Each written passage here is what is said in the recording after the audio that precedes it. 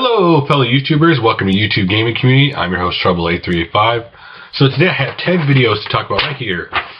And the first one is from Lawn Boy Post 1975. Do you expect a response from the YouTube channel you watch? I think at times we all vary on this actual answer to this question. I do think when you first watch videos on YouTube and you see that there are people who love games like you do, and you leave a comment and you don't expect a response, at least I didn't. I was like, you know what?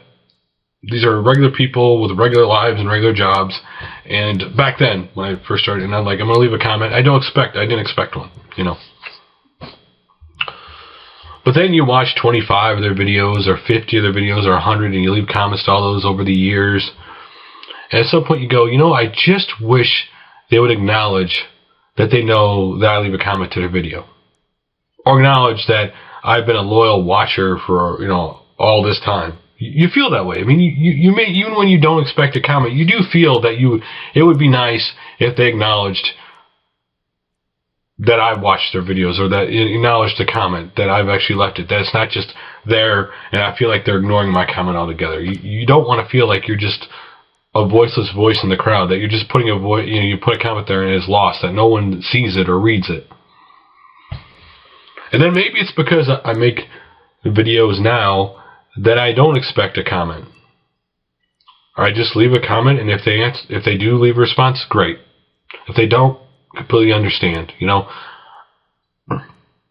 I think the people who expect a response to every one of their comments, I do think you will fall into this thing if you're expecting, hey, you know what, I like this guy's channel and I want to respond to my comments. Sometimes, if you watch their channel for a while, you know what they like or don't like. Sometimes you may tweak your comments so that you get a response.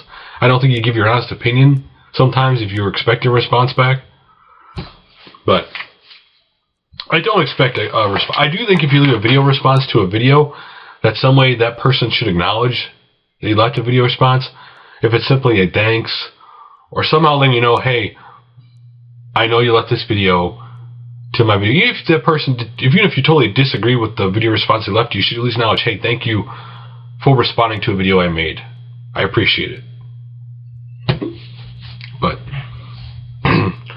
I know me personally, I have very little time to respond to comments. I would love to respond to comments. I think everybody who makes videos would love to respond to all their comments, because responding to all your comments, you build more of a rapport, more of a stronger relationship to the people who watch your videos than if you don't. That they don't feel a strong tie to you because you're not answering all their comments, or they feel like you're not answering it, that you're not even seeing it. You know, I've thought about going back to, at the end of each gaming community, you know, reading a couple comments from the last video to let people know, hey, you know what, I do read your comments. Because I do read every comment. I do.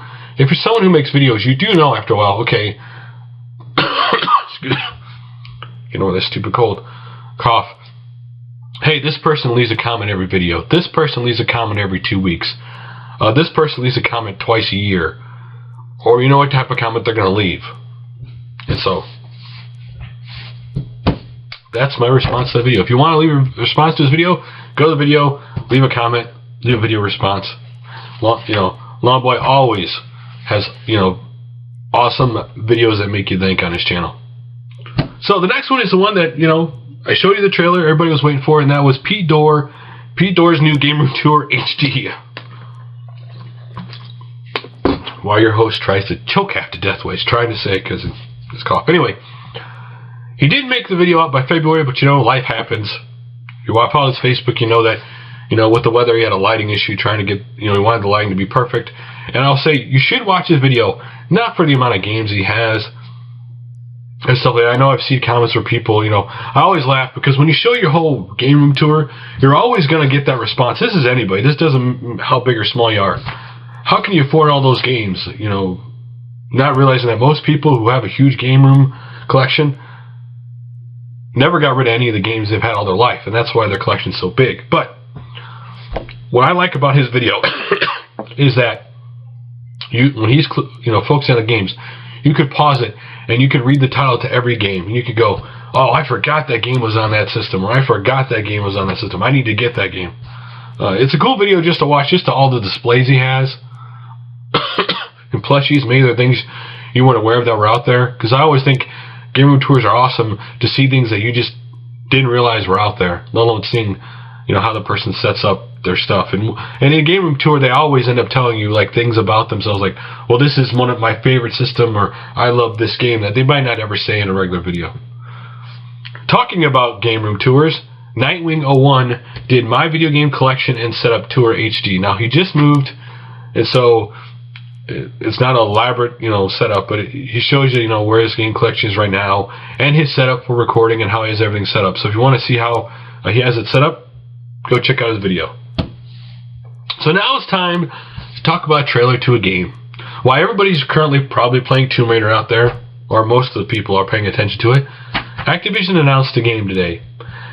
A new game in a series that has been around since the NES, that people, you know, talk reverently about the cartoons and about the movies and about the figures and about the old games, and that was Teenage Mutant Ninja Turtles Out of the Shadows.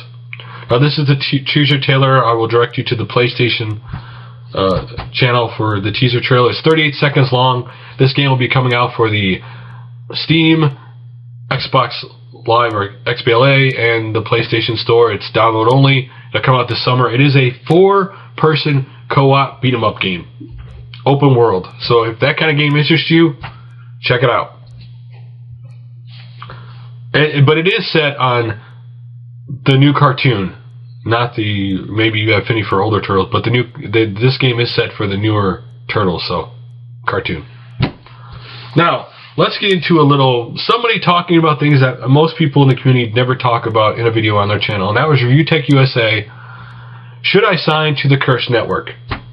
Now listen, one, he's making this video, you know, honestly telling the truth about, you know, what he's heard about him and stuff like that, and he's also asking his subscribers, what have you heard about this network? Because I do think if you're thinking about signing with a network, it is a very big decision. And it is your decision alone. What I mean is that it is a personal decision. That I honestly don't think your subscribers could tell you, hey, we don't like you join a network, but honestly, this is a personal decision where you or people who are close to you that you affect with making the videos, you sit down and you go, okay, do I really want to do this? And there are pluses and minuses to joining a network. You know, the pluses are you might get more exposure than you've ever had, that this base of people have never seen your videos before, and they might find they like your channel. You have a set money per view kind of thing. So you know, okay, if I get this many views, then I'm going to make this. So it's kind of a guaranteed, this is how much I make off my videos. The negative thing is you sign a contract, the network, in a sense, kind of temporarily owns your channel, where basically they can delete any channel off your channel they want to because they own it. And if they feel anything's going to get them in trouble, it's in their best interest to remove it. I do believe that if anybody signs a contract with a network, that you should honor that contract. What I mean is you should do your full time. I've seen people who go, I'm mad at what they're doing, so I'm just going to make a new channel and I'm going to just ignore my contract. I think it speaks to the character of a person. Your actions speak to your character, not what you say. People can say things on Facebook, people can say things on Twitter, their videos all the time. Your actions speak louder than your words. And I do think if you sign a contract, you should honor it. You should do your full time, take advantage of that network, you know, use that to get your exposure, and then if the time's up and you don't like your experience there, then it's time to move on. Or maybe you want to stay. But again, it is a big decision, so best of luck to him or whatever he decides to do, because it's a tough decision. So, next up is from JustAnotherLevel. Vlog Adventure, Dr. Fantasy's Comic Shop 30513. Now, a lot of people in our community have different interests, and I'll be honest, there's a lot of video games that were made from comic books, so it does have a deep tie into our community. And this is simply an awesome comic book store to look at. Just the amount of figures, stuff they have there. It's just an awesome comic book shop to look at. So if you're interested, check that out. And the next video is from Ash81B4U, and it is Amiga CD32 Collection Update 11, where it shows you an updated Amiga CD32. So if you're interested in those type of games or the cover art to those games, check it out. I know I am interested in Amiga because it is one system I've never played a game on or had in my life. And those systems I never played, or computers I never played, they always interest me. So next up is GameStreet81's video, new Sega Genesis Model 4 system review. So for those that don't know, Gamester found this at a Walgreens. At Games has made a officially Sega licensed Genesis product that is really small. It comes with 2 wireless controllers. It can also play Genesis and Mega Drive carts, but it doesn't play all of them. It plays, it plays a lot of them. And it also comes preloaded with 80 games. Now here in the United States, what makes this system so interesting is it's preloaded with Golden Axe 3. And that is a game that was you're only allowed to play on the Sega channel, that would never came out in physical form over here. So this will be like one of the only ways to play it. So if you're interested, check out this video. It's just cool that another officially licensed product comes out, and hopefully they iterate on it. And because you can also, by the way, plug in the original Genesis controllers. You don't have to use the wireless controllers, but all the details are in this video. So let's have some fun, a little bit of comedy here, and that is Matt Barton, or some might know him as Black Lily 8, announcing a new Kickstarter from Matt Barton. This is simply a comedy, make fun of Kickstarters, how big they are with the details, what you get with each level of donating. If you want to have a video just poking fun and have a good laugh, check it out. And our final video of the day is from Thomas3120, fun Miss Pac-Man game on Zed Ecks Computer, just a quick gameplay. This is basically the Spectrum version of Miss Pac-Man, and it always amazes me how many versions of this game I never knew existed, right? Like, when you think Miss Pac-Man, you think of a certain game, and then when you watch this, you see that it looks a little different, not like 2600 Pac-Man bad, but the sound is completely off, and it messes with you when you watch it, because in your head, you know what that sound should sound like. And so in your head, you're playing that sound, but when you listen to the video, you're like, that sounds nothing like the sound of the game.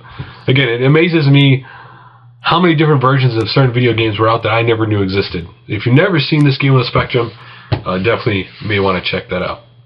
So guys, that is all for today. I will see you guys tomorrow for the live stream. See you guys then.